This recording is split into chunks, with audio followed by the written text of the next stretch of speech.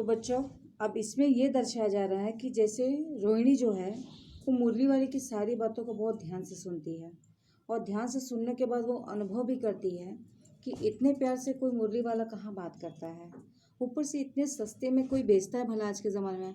आज के ज़माने में तो हर किसी को अपना फ़ायदा दिखता है, मतलब अपना फ़ायदा हो ऐसा ही काम करो, ऐसे सामान को बेचो। बट यहाँ बात अलग थी। यहाँ पे बात ये थी बच्चों कि एक तो उसकी जो स्वर था, जो बोलने का ढंग था, या उसे अंदाज भी हम कह सकते हैं, तो उस अंदाज से वो इस तरीके से बोलता था कि बच्चे तो बच्चे, बड़े भी उनके तरफ आकर्षित हो जाते थे।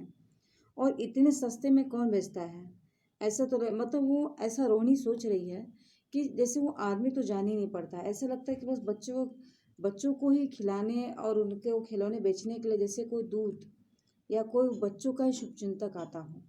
अब इसे भगवान का रूप मान लीजिए, या हम किसी भी अर्थों में इसे ले सकते हैं, उनका संगी साथी, हम कोई भी अर्थों से दे सकते हैं। बट ऐसा रोहिणी यहाँ पर सोच रही है और ये भी सोचती है कि ये समय की बात है। बेचारा इतना यहाँ वहाँ घूम घूम कर इन चीज़ों को बेचना और बेच कर फिर उसे वो कितना पाता ही होगा, क्या पाता होगा।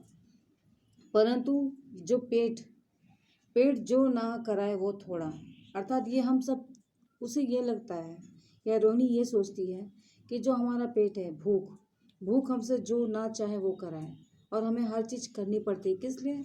कि हम अपने भूख को शांत कर सकें, अपनी ज़रूरतों को पूरा कर सकें। और इसी के लिए ये खिलौने वाला भी क्या हो रहा है, यहाँ वहाँ बेचारा मारा मारा फिर रहा है, खिलौनों को बेच रहा है, और उसे उसे पैसे भी क्या आते होंगे।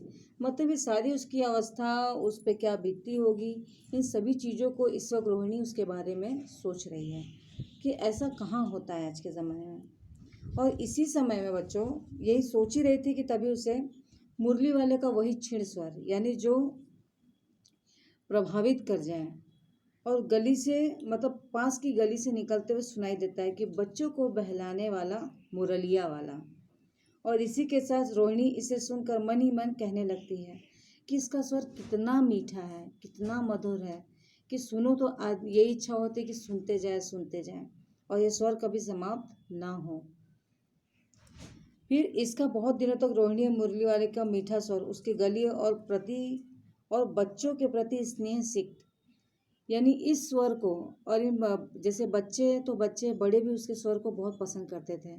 वो जिस प्रकार से इतनी मधुर बांसुरी को बजाता था बच्चों, और उस मधुर उस स्वर में उसे बुलाना, उसे कहना, उसे बेचने की जो उसका एक ढंग जो था, उस ढंग से हर चीज़ से वो लोग इतने उससे मतलब इतने अच्छे से जान गए थे बच्चों कि वो उसे अगर हल्की सी भी आवाज़ हो जाए तो वो तुरंत पहचान जाते थे कि हाँ ये वही मुरलिया वाला है।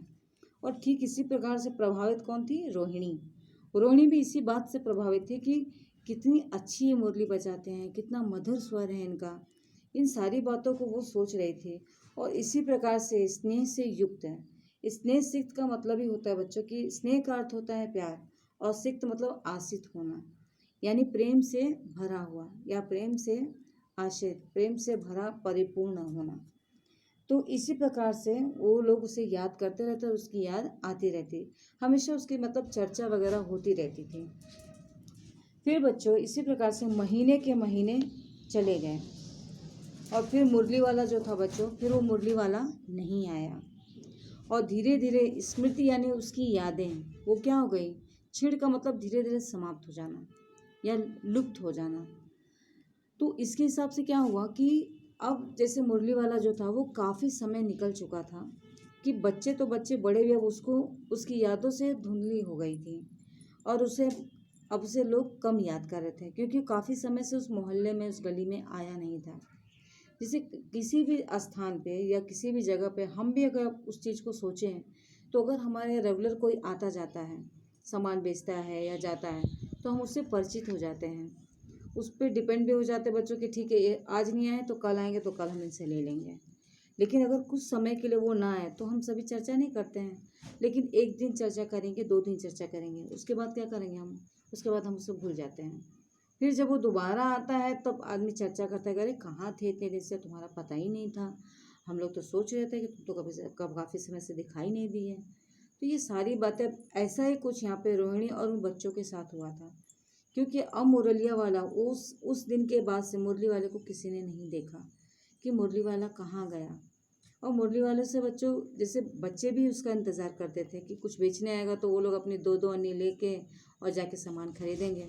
बट यहाँ ऐसा कुछ नहीं हुआ क्योंकि मुरली वाला बहुत समय के बाद आया ही नहीं।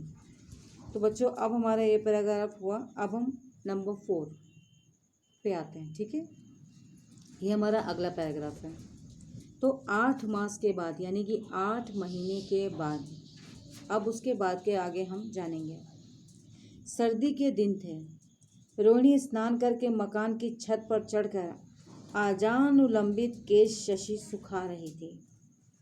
इस समय नीचे की गली में सुनाई पड़ा बच्चों को बहलाने वाला मिठाई वाला। तो बच्चों अब इस वक्त हमने क्या देखा है कि 8 माह के बाद यानी 8 माह के बाद, मतलब माह का मतलब होता है महीने। 8 महीने बीत जाने के बाद ठंडियों का दिन आया है और ठंडियों के दिन में क्या सर्दी बहुत होती है।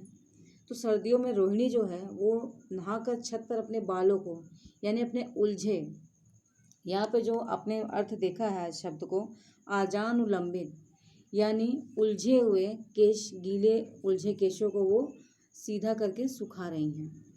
तो वो सुखाते वक्त उन्हें उसी गली में कुछ जानी पहचानी आवाज़ सुनाई देती है। और वो जानी पहचानी आवाज़ क्या है बच्चों?